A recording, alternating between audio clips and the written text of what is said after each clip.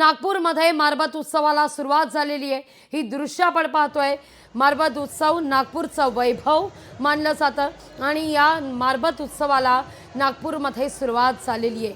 खरं तर 144 वर्षांची ही परंपरा काळी मारबत आपण या क्षणी पाहतोय, जी अनिष्ट रूढी परंपरा यांचा प्रतीक मानली जाते। ही काळी मारबत आणि पिवळी मारबत जी अर्थातच सकारात्मकतेचा दृष्टिकोन देणारी, महत्त्वाच्या चौकामध्ये या दोन मारबत एकत्रित येत असतात, त्यांची भेट होते आणि त्यानंतर मात्र वेशी बाहेर जात काळ्या मारबतचं दहन केलं जातं। असा हा मारबतचा उत्सव, मारबतचा उत्साह, ज्याला ऐतिहासिक परंपरा तर आहेच, शिवाय पौराणिक महत्त्व सुद्धा आहे। असं म्हटलं जातं, श्रीकृष्णाचा वध करण्याकरता कंसानं पुतना मावशीचं खरं तर रूप घेतलेलं होतं आणि या पुतना मावशीचा श्रीकृष्णानं त्यानंतर वध केला, त्याचंच प्रतीक म्हणून ही काळी मारबत मानली जाते। या सगळ्याविषयी बोलण्याकरता, आपण अधिक माहिती घेण्याकरता थेट जाऊया नागपूरला। आपले प्रतिनिधी आहेत ज्ञानेश्वर पवार यांच्याकडे। ज्ञानेश्वर, आपण पाहतोय मोठा उत्साह नागपूरमध्ये या मारबत उत्सवाचा, या मारबत सणाचा।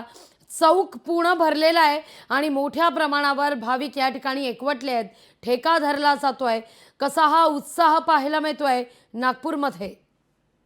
अगदीच, आपण गर्दी जर पाहायला जर गेली तर या परिसरामध्ये पाय ठेवायला जागा नाही, एवढे नागरिक या ठिकाणी जमले। अगदी घराच्या गच्चीवर देखील जे आहे ते आपलं सहकुटुंब लोक हा उत्सव पाहण्यासाठी या ठिकाणी सकाळपासूनच बसलेले होते आणि आता काळी मारबत या ठिकाणी तिचं आगमन झालेलं आहे आणि थोड्याच वेळामध्ये पिवळी मारबतीचं देखील या ठिकाणी आगमन होईल।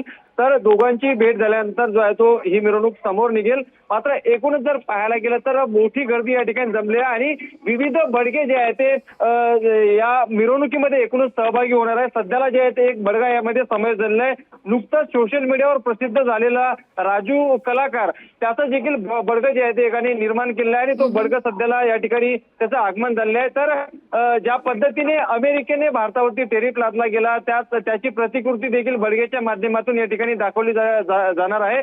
आणि सोबतच पहलगाम मध्ये जो दहशतवादी हल्ला झाला होता, त्यानंतर ज्या निष्पाप नागरिकांचा त्या ठिकाणी जीव गेला होता, त्यानंतर भारताकडून जे आहे ते ऑपरेशन सिंदूर राबवून दहशतवाद्यांच्या स्थळांचा नायनाट केला गेला। त्यानंतर ऑपरेशन सिंदूरची देखील प्रतिकृती या ठिकाणी बडगेच्या माध्यमातून या मिरवणुकीमध्ये एकूणच दाखवली जाणार आहे। एकूणच पाहायला गेलं तर पिवळी मारबतीला देवीचं रूप म्हणून पूजलं जातं, तर काळी मारबत जी आहे ती दुर्दिनाचं प्रतीक असल्याची मान्यता जी आहे ते एकूण या ठिकाणी आहे। तर जवळपास 140 वर्षापेक्षाही जास्त वर्षापासून जी आहे ती परंपरा नागपूरकरांनी आजवर जोपासलेली आहे आणि मोठ्या संख्येने नागरिक जे आहेत ते आता सध्याला या उत्सवामध्ये सहभागी झालेले आहे। या पूर्ण परिसरामध्ये रस्त्यावरती पाय ठेवायला जागा नाही, इतके नागरिक या ठिकाणी जमलेले आहे। घराच्या अगदी गच्चीवरती सहकुटुंब बसून या ठिकाणी जे आहे ते नागरिक या उत्सवाचा आनंद घेत आहेत। लहान मुलांनी देखील काही बडगे जे आहे ते तयार केलेले आहेत, ते देखील या उत्सवामध्ये या ठिकाणी सहभागी झाल्याचं दृश्य एकंदरीत सध्याला या ठिकाणी पाहायला मिळतंय। आता आतुरता आहे पिवळी मारबत कधी येणार,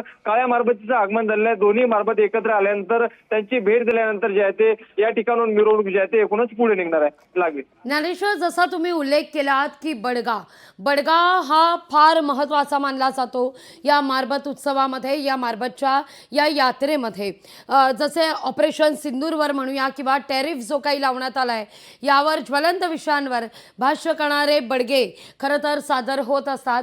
आणखीन काही महत्त्वाचे विषय यावेळी मात्र हाताळले जाणार आहेत का? कारण अर्थातच राज्यात अनेक महत्त्वाच्या घडामोडी सध्या सुरू आहेत, देशात अनेक घडामोडी सुरू आहेत, त्या अनुषंगानं आणखीन काही विषय या बडग्यांच्या माध्यमातून या यात्रेत मांडण्याचा प्रयत्न असेल?